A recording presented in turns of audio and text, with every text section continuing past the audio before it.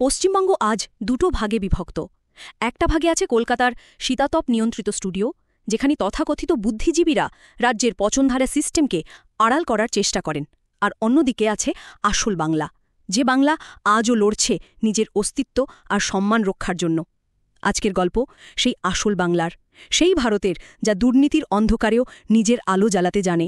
যখন রাজ্যের শিক্ষা ব্যবস্থা দুর্নীতির অভিযোগে জর্জরিত, যখন অযোগ্যরা ক্ষমতার জোরে চাকরি পাচ্ছে আর যোগ্য প্রার্থীরা রাস্তায় বসে চোখের জল ফেলছে, তখন সেই ব্যবস্থার গালে সবচেয়ে বড় চড়টা মারলেন পুরুলিয়ার এক সাধারণ আদিবাসী গৃহবধূ। তার নাম মালতী মুর্মু। তিনি আমাদের চোখে আঙুল দিয়ে দেখিয়ে দিলেন, বিপ্লব মানে শুধু মিছিল আর স্লোগান নয়, বিপ্লব মানে নিঃশব্দে নিজের কাজটা করে যাওয়া।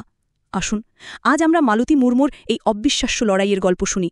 এই গল্প শুধু এক মহিলার নয়, এই গল্প এক নতুন ভারতের, এক আত্মনির্ভর বাংলার। এই যে গ্রামটা দেখছেন, এর নাম জিলিং সেরেং। পুরুলিয়ার অযোধ্যা পাহাড়ের কোলে এক প্রত্যন্ত আদিবাসী গ্রাম।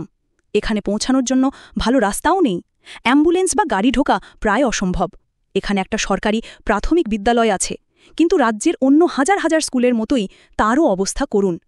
শিক্ষকরা প্রায়ই আসেন না, এলেও দায়সারাভাবে কাজ করেন, ফলে গ্রামের কচিকাঁচা ছেলেমেয়েরা শিক্ষার আলো থেকে বঞ্চিত হচ্ছিল। ঠিক তখনই এগিয়ে এলেন মালতী মুর্মু, মাত্র ক্লাস 12 পাশ করা এক সাধারণ গৃহবধূ।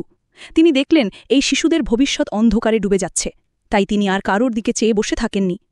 নিজের টিনের ছাউনি দেওয়া মাটির কাঁচা বাড়িতেই তিনি খুলে ফেললেন একটা আস্ত স্কুল। কোলে তার নিজের ছোট্ট সন্তান, আর সামনে গ্রামের ৪৫ জন পড়ুয়া। নিজের সামান্য জ্ঞান দিয়ে, অদম্য ইচ্ছাশক্তিকে পাথেয় করে তিনি শুরু করলেন এক নিঃশব্দ বিপ্লব। বিনা পয়সায়, সম্পূর্ণ বিনামূল্যে তিনি এই শিশুদের শেখাচ্ছেন। শুধু বাংলা বা ইংরেজি নয়, তিনি শেখাচ্ছেন তাদের মাতৃভাষা সাঁওতালির অলচিকি লিপিও, যাতে এই শিশুরা নিজেদের সংস্কৃতিকে ভুলে না যায়। মালতীর স্বামী বাঁকা মুর্মু, যিনি একসময় ফুটবলার ছিলেন, তিনিও স্ত্রীর এই মহৎ উদ্যোগে পাশে দাঁড়িয়েছেন। গ্রামবাসীরাও মালতীর পাশে এসে দাঁড়িয়েছেন। তারাই সবাই মিলে চাঁদা তুলে এই মাটির স্কুলঘরটা তৈরি করে দিয়েছেন, কারণ তারা বুঝেছেন অন্য কেউ নয়, মালতীর মতো মানুষেরাই তাদের ভবিষ্যৎ গড়তে পারে। একবার ভাবুন, ছবিটা একবার কল্পনা করুন। একদিকে যখন অযোগ্যরা ক্ষমতার জোরে চাকরি পেয়েও নিজেদের দায়িত্ব পালন করছেন না, আর অন্যদিকে মালতী মুর্মু কোলে শিশু নিয়ে বিনা বেতনে মাটির ঘরে শিক্ষার আলো জ্বালাচ্ছেন। লজ্জা করে না এই সিস্টেমের? লজ্জা করে না সেই সব বুদ্ধিজীবীদের যারা এই ঘটনা দেখেও চুপ করে থাকেন? কোথায় গেল আপনাদের পুরস্কার ফেরানোর হিড়িক? কোথায় গেল আপনাদের মোমবাতি মিছিল? মালতী মুর্মুর জন্য তো আপনাদের মুখ থেকে একটা শব্দও বেরোয় না, কারণ তিনি আপনাদের রাজনৈতিক খেলার অংশ নন।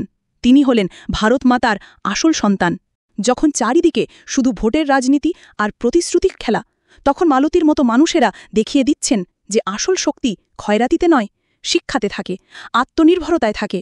এই ঘটনার চোখে আঙুল দিয়ে দেখিয়ে দেয় যে আমাদের রাজ্যের শিক্ষা আজ কোন পথে চলেছে। যেখানে একজন গৃহবধূকে নিজের উদ্যোগে স্কুল খুলতে হয়, সেখানে ব্যবস্থার ভূমিকা নিয়ে প্রশ্ন উঠবেই। সেই সব সরকারি শিক্ষকরা কী জবাব দেবেন যারা মাসে হাজার হাজার টাকা মাইনে নিয়েও স্কুলে যান না?